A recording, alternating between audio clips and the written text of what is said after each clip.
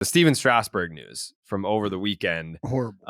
That was one that by now it's Monday. What did this come out on? Friday? Maybe? Mm-hmm. Friday. Yeah, I think so. Friday. Severe nerve damage. He's been completely shut down. Now we're not even sure if he's ever going to pitch in the big leagues again. I don't know if it's because of the job or maybe just because I'm older and less. I'm not going to say not an asshole, but less of an asshole. I just in my 30s, I have gotten more of an appreciation for baseball players as human beings versus like these commodities where you just plug and play them as robots to win baseball games. I feel so bad for fucking Stephen Strasburg, where I think any conversation probably leading up to this news coming out of the worst contract in baseball, the answer was either Stephen Strasburg or the answer was wrong because you forgot that he was even still an active player, because we haven't seen him since 2019, basically, when the Nats won the World Series. If there were another answer, it's like, oh, and then you would say, well, what about Stephen Strasburg? Oh, yeah, completely forgot. Because when you think of bad contracts, you think of players that are still out there. They're just not very good anymore. Stephen Strasburg, one of the most electric major league debuts of all time. There was in terms of guys that had a massive amount of hype. You can't. Yeah, there's been equal hype in terms of guys that got taken high in the draft, but delivered upon, there's no equivalent in terms of this is his major league debut, because it's hard to do that unless you're a starting pitcher. Right. Like if you're Bryce Harper and you had all that hype and then you hit 4 4 home runs in your big league debut, then you can do that. But Stephen Strasburg, just absolute deal fest, and everyone is on their feet for the entire game. Then he's out there punching out guys. I can't say that we'll never see it again, but that is a very, very, very high bar to be able to meet. No, 7 innings, 14 strikeouts in your big league debut, being hailed as the savior of an organization, being hailed as the potential savior of baseball, the next face of baseball. Like, this is going to be a god amongst men for how long? That was the question, right? There was a lot of talk about the mechanics and blah, blah, blah coming out of college, and like the fact that he's coming from the tutelage of Tony Gwynn. And there was so much surrounding what Stephen Strasburg was going to come in and do. And he essentially showed up and said, yep, it's the truth. Here I am. To the point where an organization said, you know what? Knocking on the door of the postseason, knocking on the door of a World Series.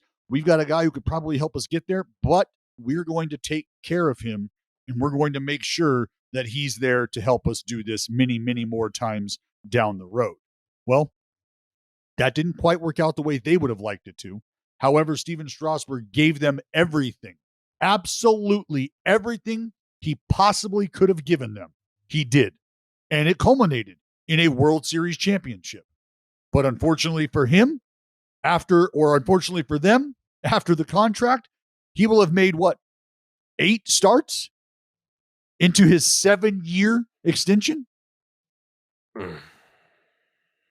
That's a hang with them. And now we're talking about foreverdom potentially with Stephen Strasburg. So oh man, it's one of those things where I want to believe that he is almost okay with having left it all out there, knowing that physically these are the hurdles that you face as an athlete, and you don't get to decide whether or not they go away. You try to clear them, you try to leave them in your rearview mirror, but ultimately, if it's just not to be, you don't have much say about that. I think it's unfortunate that his career is basically bracketed with massive injury focus, because I think it has gotten to the point where the beginning and the end are now completely wiped away or diminished or whatever because of injury. And it's overshadowed the fact that there was a prolonged period of time where he did take the ball and was awesome.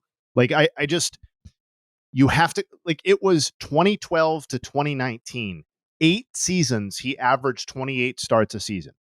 It's not like he was missing massive chunks of time. I mean, there were seasons where he only There was one season he threw 127 innings, where he threw 130. But like more often than not, he made at least 22 starts in each of those 8 seasons. He more than delivered on the hype as far as I'm concerned in terms of when he pitched, how good was this pitcher? Mm-hmm. And I think that, you know, the original shutdown as it relates to the postseason that garnered like an enormous amount of national attention. I am really happy personally as a baseball fan that it culminated in a World Series MVP too for him. It wasn't just like he was there for the ride on that World Series team, or like or was really good during the regular season and then didn't. It was like he made a start in the World Series and sucked, and it's like no, he was fucking awesome. He was awesome the whole postseason, and like he's got a sub-2 ERA. We didn't know it was going to be the end, but like yeah, I want people to remember that, because he's one of the first people where like I was an adult basically the entirety of his career, and I remember the entire Stephen Strasburg experience, and I hope people remember that there was an extended period of time where he was on the field and really, really fucking good. And not just an injury case before and after. Yeah, that one postseason run pretty much, if you want to talk about legacy, I'd say like saved his legacy. And you really can't shit on Strasburg because he's been injured a lot. But like if you look at his postseason stats, he's got a sub two ERA in the postseason, and he only pitched in three playoffs, which is surprising to me since the Nats were in it so much, and that just goes back to injuries. But that one 2019, I mean, most valuable player by far.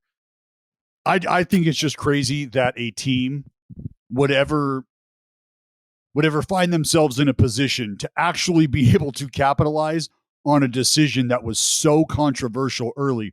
Made sense. You just didn't think that at the big league level, there was going to be a team that said, you know what, winning aside, the future is what we care about more right now. The future of this dude is what we care about more right now. And as selfish as that may have looked then, and I can understand it being selfish because you're saying, I want to win. What's going to help us win? Keeping this dude healthy. I don't know if right now is worth what I think could be down the road. And that's why I kind of said it sucks that it didn't pan out that way, where there wasn't multiple appearances and efforts to be able to do that. But if it doesn't culminate in a ring and a World Series MVP, holy fuck. Can we just back up though? Because Joey mentioned it, and I'm glad he did, but I don't want to breeze by it. He talked about his postseason track record and the sub-2 ERA and whatever. Like, historically significant postseason dominance. Of all the people to ever throw 50 innings in the postseason in the last 100 years, the only people with lower career ERAs than Strasburg are Mariano Rivera and Sandy Koufax. Like, as good as you can possibly be in the postseason in the modern era, he was. And most of that came in 2019. And it just so happened that that was the year that culminated in the World Series. Like, I don't know. He was never going to be the face, like the true face, because he didn't have the personality for that.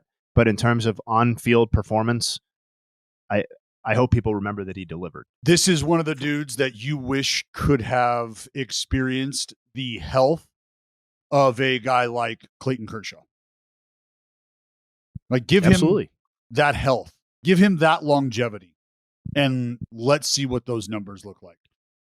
Like, yeah, I think he would be in that same class as a Verlander, Scherzer, like pitcher of the generation, no doubt, type guy. No doubt, because from 2012 through 2019, he was 106-54. He had a 3.21 ERA. This is in 222 starts. He averaged 168 innings per season, and had a 128 ERA plus and a 303 FIP. So he almost averaged 200 strikeouts a year, 197, 1,579 strikeouts in 1,346 and 2/3 innings. Well, and it's so funny. It's so funny to look back at how they saved him in the early in his career. They saved him. They did that. What Dell said, controversial. They fired the freaking broadcaster because he said Strasburg was like being a wimp and should have pitched through it. Like, that was controversial shit. And they shut him down. They saved him. We're saving him. And then at the end, he just sacrificed his whole life to win the World Series for the Nats in 2019. pitched a shit ton of innings, struck out everyone. They wouldn't have won it without him. And then that was it. Never healthy again. But that's why I say, like, dude, you know what? If I hope at some point he will be able to gather perspective that he's comfortable with or that he's okay with, because that's Spartan-esque, going out on your fucking shield. This is what I can do. Here's everything I got. And that's why you give it everything you have, is for that ultimate payoff, right? Is the ring. The ring. Fuck the money. Fuck the accolades. The ring. That's what I'm after. Yeah. He shouldn't feel an ounce of guilt for taking the hundreds of millions from the Nats and not pitching at all. No. Absolutely not. Do you understand what you put your body? And look, this is the one thing about baseball that I always try to remind people about, and this is what owners are so pissed about and trying to figure out a way to get around, is in this game, we have always been paid for what it is we have done. Not what it is we will do. We get paid for what it is we have done. And then they project what we will do and put a price tag on that. But ultimately, the price tag is attached, once again, to what we have already done. So for Stephen Strasburg to write his name on that dotted line should have taken no extra thought, zero hesitation. Why? Because I know I'm going to sacrifice everything I have. I might not be able to hold my child later in life. Playing catch with my child later in life might not be a thing. Being able to get a fucking cup from above my head might not be a thing. Working out, stabilizing, just living a quality of life, that might not be a thing. But you know what is a thing? That motherfucking ring. Yeah. Well, and almost $400 million. Holla! Right. Oh, Bread it up, chicken titties. Yeah. I feel like if this is it for Stephen Strasburg, it's everyone will talk about the contract and how it essentially all went downhill the second that he signed it. But Casuals. This dude has nothing to be ashamed of. $35 million a year, over 7 years, taking home about $250 million in his career. So good for him.